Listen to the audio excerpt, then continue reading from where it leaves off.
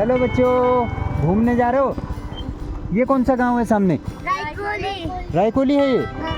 आप लोग कहाँ जा रहे हो अभी? रोड पे। घूमने जा रहे हो? शाम को कौन कौन जाते हैं घूमने? बहुत लोग जाते हैं, हम तो ऊपर भी जाते हैं। आगे आगे कौन सा गांव है? आगे का पता है कुछ? कौन सा गांव? भेटा है। ये रायकोली है पूरा। रोड के टाइम में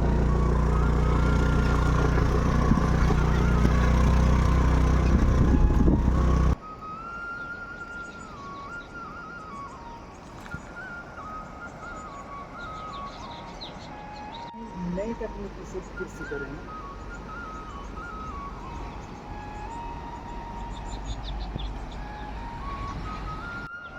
केडी वर्ड में आप सभी साथियों का फिर से बहुत बहुत स्वागत है और मैं हूं कमलेश देवराड़ी कमल। हमेशा की तरह अपने इस नई वीडियो में फिर से आप सभी दर्शकों का बहुत बहुत स्वागत करता हूं। और शाम के 6 बजे हैं। उत्तराखंड में इस वक्त बहुत तेज़ी से गर्मी बढ़ रही है, जिसके चलते जनजीवन पूरी तरीके से प्रभावित हो गया है। यहाँ के लोगों को इतनी गर्मी में रहने की आदत कभी भी नहीं रही, लेकिन आज का जो तापमान है वो लगभग 35 डिग्री के आसपास है, जो कि पहले की अपेक्षा काफ़ी ज़्यादा है। और 35 डिग्री के आसपास के तापमान में रहना उत्तराखंड के लोगों को काफ़ी मुश्किल साबित होता है। तो इसी बात को ध्यान में रखते हुए हम निकल पड़े हैं एक और नई सड़क पर, और एक और नए गांव से आज आपको रूबरू करवाने वाले हैं। इस वक्त आप देख रहे होंगे मेरे पीछे ये जो खूबसूरत गांव है, ये थराली गांव है, जो कि नगर पंचायत के अंतर्गत आता है। पहले कभी ये थराली गांव हुआ करता था, लेकिन यहाँ की प्रगति को देखते हुए अब ये नगर पंचायत की श्रेणी में आ गया है।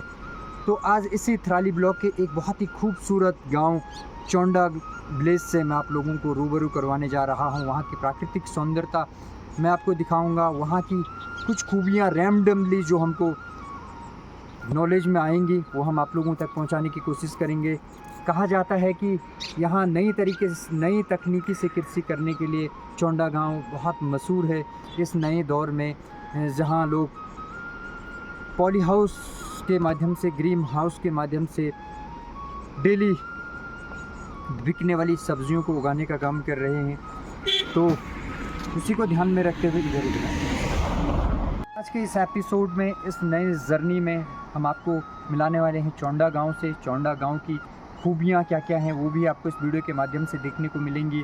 और सुनने में आया है कि नई तकनीकी से यहाँ पर बहुत सारे लोग कृषि कार्य कर रहे हैं और उसमें काफ़ी हद तक सफलता भी प्राप्त कर रहे हैं। इसी को ध्यान में रखते हुए आज मैंने सोचा कि इस गांव में जाता हूं, यहाँ के लोगों से मिलता हूं और कृषि करने के कुछ नुस्खे मैं खुद भी सीखता हूं और आप लोगों तक भी पहुंचाने की कोशिश करता हूं। तो चलिए इस जर्नी की शुरुआत करते हैं बगैर समय बर्बाद किए। इस वक्त मैं थराली किमनी मोटर मार्ग के पहले बैंड पर पहुंच गया हूं और पहले बैंड से जैसे ही मेरी नज़र इस खूबसूरत गांव पर पड़ी तो सोचा कि इसके बारे में भी आप लोगों को थोड़ा बहुत बता दूं। ये जो खूबसूरत गांव आपको मेरे पीछे दिखाई दे रहा है, ये सिमलसेंड है, जो कभी अपने आप में चौंडा गांव में सम्मिलित हुआ करता था, लेकिन आज नगर पंचायत थराली में ये शामिल कर दिया गया है। यहाँ के विकास को देखते हुए, यहाँ की उन्नति और प्रगति को देखते हुए तो काफ़ी सुंदर गाँव है ये। दिखाता हूँ आप लोगों को। बहुत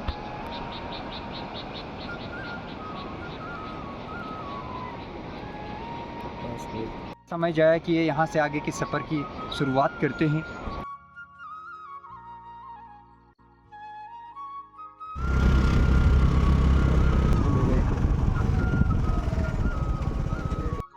तो गैस इस वक्त मैं पहुँच गया हूँ बुसेड़ी पुल पर, जो चौंडा गांव को जोड़ता है थराली से। और ये देखिए, ये बुसेड़ी गदेरा है जहाँ तक आपकी नज़र पहुँच रही होगी। और कभी कभी ये गदेरा भी भीषण रूप धारण करता है। और ये देखिए, आजकल पानी बहुत कम हो गया है क्योंकि गर्मी बहुत ज़्यादा है, तो पानी सूख चुका है पूरी तरीके से। और यह है एक छोटा सा ब्रिज। और यहाँ देखिए, एक पीपल का एक विशालकाय वृक्ष आप लोगों को देखने को मिल रहा होगा। और अपने थराली में सबसे विशालकाय वृक्ष पीपल का यही है, ये देखिए। और ये जो यहाँ पर एक गेट बना हुआ है, इसी गेट से सिमलसेंड के लिए लोग जाते हैं, सिमलसेंड गांव के लिए। और आगे देखिए, मैं जूम करके आपको दिखाता हूँ, भैरवनाथ देवता जी का मंदिर है ये, जहाँ तक मुझे पता है विश्वास तो। और यहाँ पर का ये सुंदर लोकेशन। चलो अब सीधे आगे की जर्नी शुरू करते हैं बगैर समय जाया किए।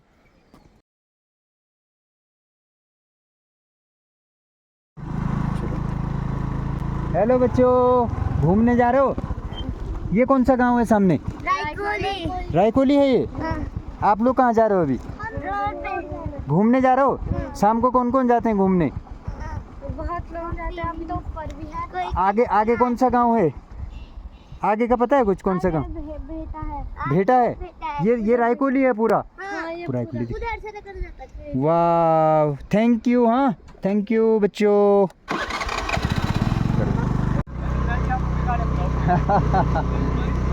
अच्छा, नहीं निकालना है।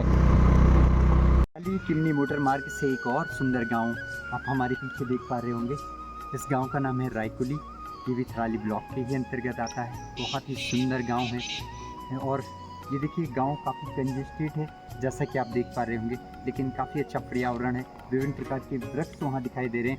कुछ एक फलदार वृक्ष भी वहाँ दिखाई दे रहे हैं और कुछ एक घास के वृक्ष भी दिखाई दे रहे हैं। जो घास के वृक्ष हैं वो यहाँ लोगों ने जो अपने लिए पालतू जानवर रखे हैं उनके चारे के काम आते हैं। तो चलिए यहाँ से आगे की शुरुआत करते हैं।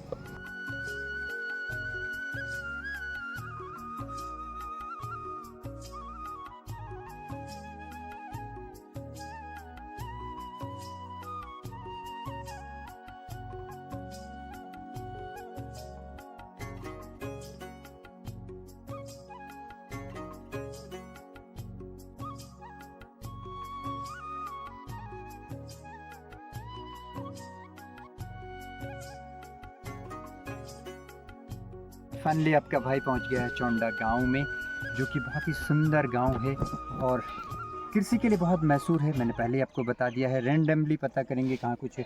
ये देखिए कितने खूबसूरत खेत हैं यहाँ और खेतों के बीच से होकर सिंचाई के लिए नालियाँ भी गई हुई हैं, आप देख सकते हैं। और इस तरफ ये गांव, सड़क के दोनों तरफ गांव है। बहुत ही सुंदर घर बने हुए हैं, कुछ पुराने घर, कुछ नए घर। और देखिए यहाँ ये कुछ फलदार वृक्ष विभिन्न प्रकार के और घास के वृक्ष। और यहाँ सड़क के समीप कुछ लोग नए घर बनाना शुरू कर चुके हैं। खेती भी काफ़ी अच्छी हो रखी है। ये देखिए यहाँ पे मुझे लग रहा है तिल बोए हैं लोगों ने। देखिए सुंदर मेरे हाथ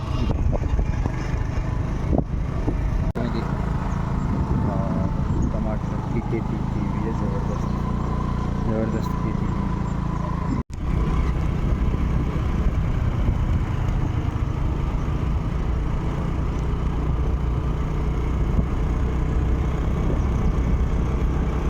हेलो दोस्त लोगों, यार यहाँ 11 में ना? हाँ 11 में। तुम भी 11 में पढ़ते हो यार? दगड़े ही हैं ना क्या वो नहीं डाल बीज वीज टमाटर आगा शिमला मिर्च आगा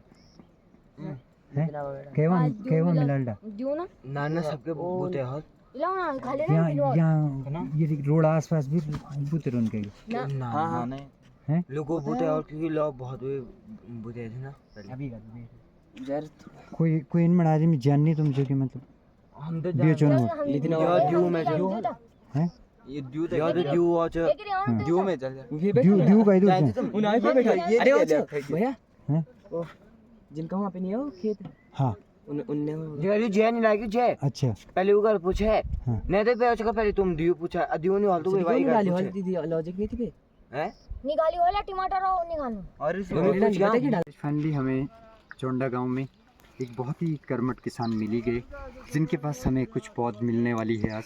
टमाटर और बैंगन की पौध वो हमको देने वाले हैं। शिमला मिर्च की पौध की हमने उनसे बात की थी लेकिन वो हमको नहीं दे पाएंगे क्योंकि वो कह रहे हैं कि सीजन अब जाने वाला है, बरसात आने वाली है और शिमला मिर्च की पौध काफ़ी बड़ी हो गई है तो अब नर्सरी लग नहीं पाएगी।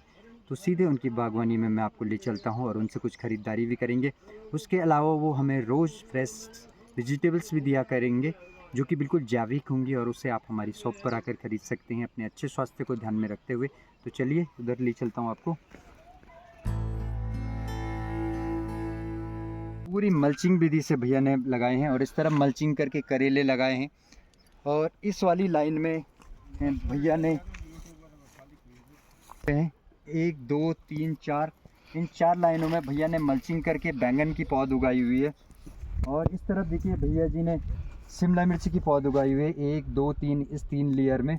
और इस तरफ आप देख सकते हैं टमाटर की जो खेती है नई तकनीक से कर रखी है। देख सकते हैं इस तरीके से मल्चिंग करके 1-1 फीट की दूरी पर टमाटर के पौधे भैया ने लगाए हुए हैं और 1 2 3 4 लेयर में लगाए हुए हैं और तनों को बढ़ने के लिए सहारे की ज़रूरत होती है। तो देखिए इस डोरी की मदद से ये तने आगे बढ़ते रहेंगे ऊपर को। ये देखिए इस तरफ। तो चलिए इस तरफ जाते हैं। वो बंद कर देता हूँ। तो चलिए फाइनली हमें नंदन सिंह रावत जी मिल गए हैं। आप चोंडा के मूल निवासी हैं और कृषि को बहुत लंबे समय से करते आ रहे हैं और काफ़ी जिज्ञासा है कृषि को लेकर के और उसका जो परिणाम है वो बिल्कुल यहाँ दिख भी रहा है। तो चलिए नंदन सिंह जी से पूछते हैं कि कितने सालों से कृषि कर रहे हैं। सर कब से कर रहे हैं कृषि? हो गए भाजी, हो गए 6-7 साल हो गए 6-7 साल। जी। काफ़ी कठिनाइयाँ आती होंगी ना? कठिनाई बहुत परेशानी है, कोई फायदा नहीं है। लेकिन परिणाम सुखद मिल ही जाते होंगे। हमने भाई दाल रोटी तो चलनी चाहिए भाई। कब लगा ऐसा कि कृषि करनी चाहिए? कृषि के प्रति जिज्ञासा बचपन से थी या? जिज्ञासा कुछ नहीं है, अब तो बेरोजगारी है। जब से कोरोना हुआ तब से तो कुछ ना कुछ तो करना ही है। हाँ, बिल्कुल बिल्कुल। ना किसी की सहायता, कुछ नहीं, अपना लगाओ अपना पाओ। हाँ क्या बहुत बढ़िया। आपके अलावा और लोग भी करते होंगे ना यहाँ कृषि? बहुत है ना, बहुत ही बढ़िया। तो सर ये जैविक तरीके से उगाते हैं या फिर कुछ रासायनिक का उपयोग? बिल्कुल जैविक सब्जी है सर, बिल्कुल जैविक सब्जियाँ, गारंटी के साथ। बिल्कुल गारंटी के साथ। तो सर ने यहाँ ये सर ये कौन सी वाली ये क्या है? ये भिंडी है भाई। तो देखिए ये भिंडी और बिल्कुल बगैर पॉली हाउस के। सर बगैर पॉली हाउस के उगानी आसान हो जाती है क्या? भिंडी पॉली हाउस में नहीं होती। अच्छा पॉली हाउस के अंदर नहीं होती भिंडी? होती क्यों नहीं है, पर कम पॉली होती है। हाउस में ऐसा है ना, खाली खर्चा है उसमें, तो 12 मास हो तब अच्छी बात है। हाँ पॉली हाउस में उसके अलावा। अच्छा आप तो लगाती ही नहीं ना पॉली हाउस। भिंडी के पेड़ नीचे नीचे वाले पे चले जाओ, दिखाओ हाँ। भिंडी कितनी लगी है। ये देखिए नंदन सिंह रावत जी ने इस तरफ भिंडी लगाई हुई है। हाँ आप तब तक ना हमारे लिए 40 पेड़ टमाटर के निकाल दो और बैंगन के भी हैं तो 40 निकाल दो, ठीक है? 40 बैंगन। उसके अलावा कुछ और है आपके पास? तो चलिए हम नंदन सिंह रावत जी की पूरी बागवानी आपको दिखाते हैं। तब तक वो हमारे लिए कुछ पौधे निकाल रहे हैं और अब तो वो इनके साथ मिलना होता रहेगा, आते रहेंगे और आगे भी आप लोगों को यहाँ की पूरी गतिविधि दिखाते रहेंगे। इस तरफ देखिए खीरे तैयार हो रहे हैं, खीरे की नर्सरी डाली हुई है और ये देखिए काफ़ी अच्छे नेट बनाए हुए हैं धागों से। खीरे तो इधर खीरे तैयार भी हो गए हैं, खीरे नंदन सिंह रावत जी के वहाँ। वाह। तो ये देखिए खीरे, लौकी। नंदन सिंह रावत जी ने खीरे लगाए हुए हैं और देखिए खीरों में ये पीले पीले फूल लगकर तैयार हो गए हैं और इस तरफ कुछ खीरे ये देखिए कितने अच्छे शेप में बिल्कुल तैयार हो रहे हैं, ये देख सकते हैं आप। और किस तरीके से कृषि की हुई है, एडिशनल तरीके से, यानी नई विधि से कृषि की हुई, नई टेक्नोलॉजी अडॉप्ट करके, और काफ़ी जिज्ञासा लग रही है इनको देख के। और ये देखिए इस तरफ लौकी के फूल भी तैयार हो गए हैं और धीरे धीरे कुछ दिनों में लौकी के फल भी तैयार हो जाएंगे। तो चलिए आगे आपको ले चलते हैं।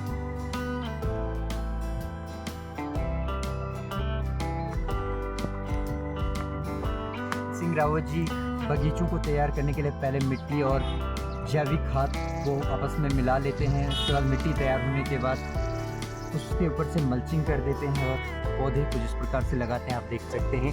इससे क्या होता है कि जो खरपतवार होती है वो खरपतवार मर जाती है और पौधे को पानी बड़ी ही आसानी से मिल जाता है, जितनी मात्रा में पौधे को पानी की आवश्यकता होती है। तो चलिए आगे ले चलते हैं आप लोगों को। लंबा हो जाएगा, थोड़ा रोक के नई तकनीक से की गई।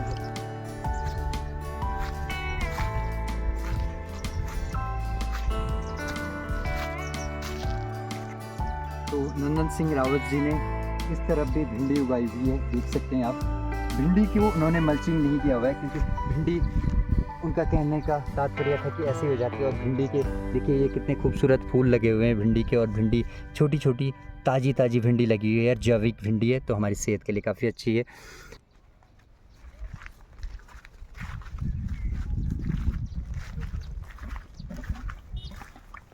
तो ये देखिए इधर सिंचाई का कार्यक्रम भी नंदन सिंह रावत जी का लगातार जारी है। ये देखिए इस तरीके से छिड़काव करते होंगे पौधों पर सुबह और शाम को।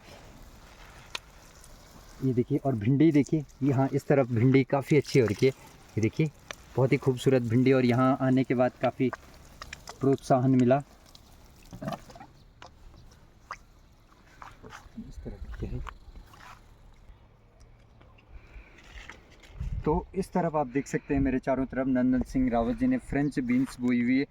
फ्रेंच बीन्स हर सीज़न में और हर सब्ज़ी में बहुत ज़रूरी होती है और इससे काफ़ी मेजर वेजिटेबल्स है। आलू के साथ, मिक्स वेजिटेबल्स के साथ फ्रेंच बीन्स हर सब्ज़ी के साथ टिक जाती है और सेहत के लिए भी काफ़ी लाभदायक होती है। तो देखिए किस तरीके से कृषि की गई है यहाँ। तो गाइस, चौंडा गांव में नंदन सिंह रावत जी जैसे सैकड़ों किसान हैं जो बहुत हार्ड वर्क कर रहे हैं और कृषि को नई तकनीक से कर रहे हैं और सब्जियों को उगाने का काम कर रहे हैं, क्योंकि यहाँ से जो थराली मुख्य बाज़ार है वो बहुत नज़दीक है। तो इनको जो मार्केट है, जो बाज़ार है वो बड़ी आसानी से उपलब्ध हो जाता है। इसलिए जो कुछ भी अपनी मेहनत से उगा पाते हैं उससे बाज़ार तक पहुँचाने में सक्षम होते हैं और उससे जो कुछ भी आय प्राप्त होती है उससे उनकी आजीविका चलती है। तो भगवान से ही प्रार्थना करेंगे कि उनकी जो कृषि कार्य है उसमें दिन दुगनी रात चौगुनी उन्नति होती रहे। आप कृषि के इस मार्ग पर लगातार अग्रसर होते रहें, आपको अपार सफलता मिले, आपकी आजीविका हर दिन बढ़ती रहे और आप उन्नतशील किसानों की श्रेणी में आएँ, आपका नाम बड़ा हो। इसी प्रकार से आगे भी आपको स्थानीय किसानों से मिलाते रहेंगे।